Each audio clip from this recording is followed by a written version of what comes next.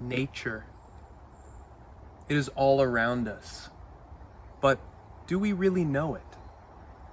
Do we know what it's like to experience grass? Have we taken the time to get to know some trees?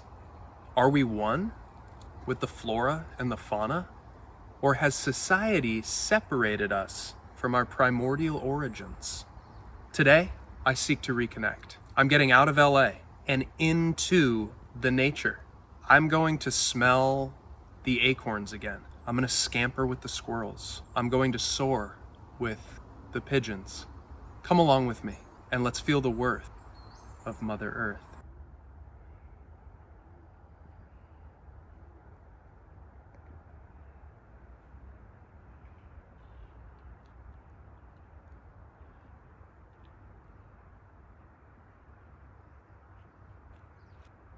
I have sap all over my hands. I'm covered in sap.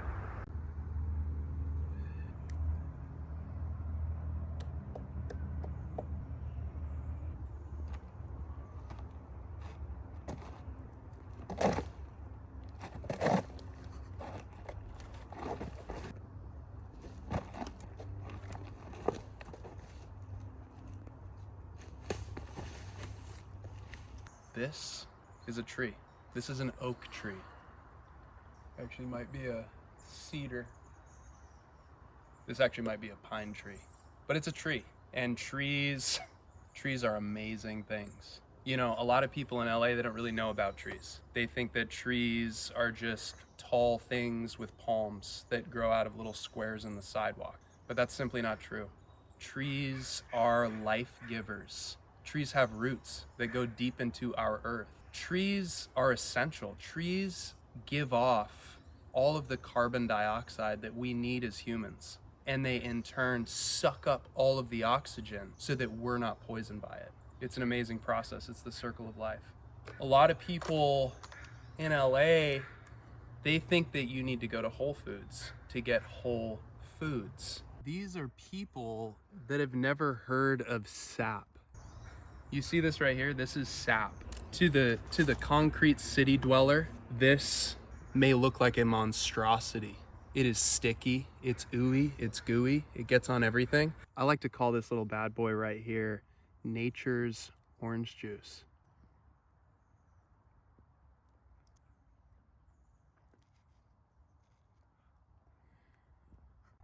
I'm good for the day.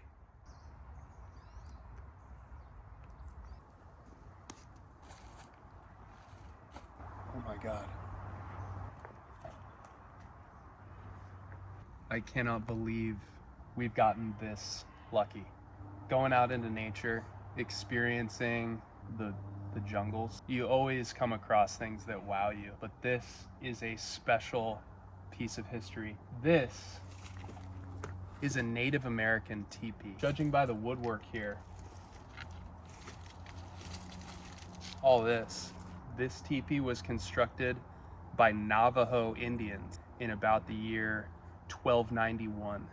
The fact that this is still standing and makes for a comfortable living space is unbelievable. You know, and back then, they didn't have access to much technology. Now, everybody is familiar with a bulldozer. Everybody has witnessed backhoes. Everybody is familiar with the beloved cartoon, Bob the Builder.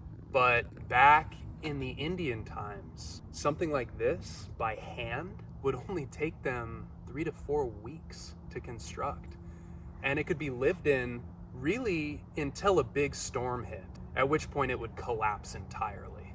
Once you get into the interior of the space, it really starts to open up.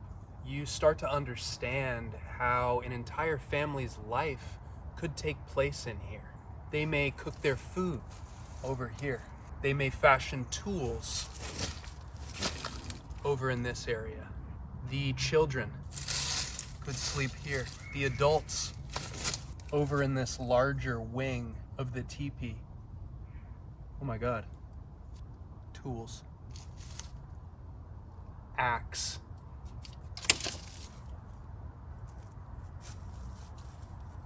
Spoon. Native American fossilized dung. That is a pine cone, actually.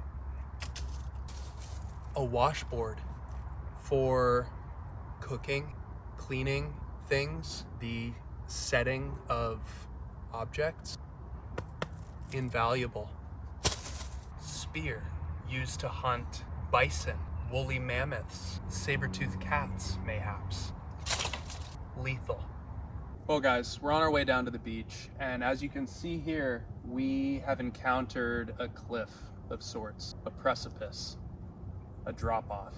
To city folk, this may look like an impassable barrier, but to the Pacific Northwest native, this is something that can be traversed with ease. This is actually a beach path that was originally shaped by sea lions, transitioning from the forest down to their aquatic homeland. The sea lion will just sort of flop down on its belly and slide headfirst down to the beach, where it can catch fish, sea urchins, clams, mussels, oysters, shellfish of all sorts. So we're gonna do a similar trek. We're gonna take it just as the sea lion would, and we'll show you some of the secrets behind Pacific Northwest extreme terrain traversal.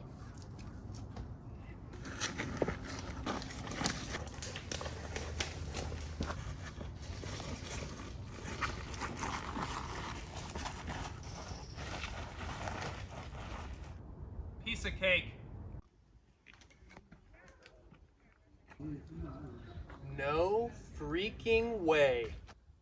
Just when I thought we couldn't get any luckier, we have found possibly one of the oldest examples of human history on this planet. To a pedestrian bystander, this may just look like a cave, but it is so much more than that. This is a cave of a caveman, or women, potentially, but the cavemen and women would build their homes in these hillsides, and you can tell that this is human technology because of the rounded shape of the entrance. Many of you have probably seen the evolutionary chart from Neanderthal to modern day man, where he starts as a hunched over monstrosity, and then he comes up a little bit and just like looks like maybe he has really bad posture. He comes up a little bit more. Hey, maybe I recognize that guy a little bit more. Now he's a human being. The shape of the structure would fit the posture of a Neanderthal being, hunched over like this. As I make entrance into the structure,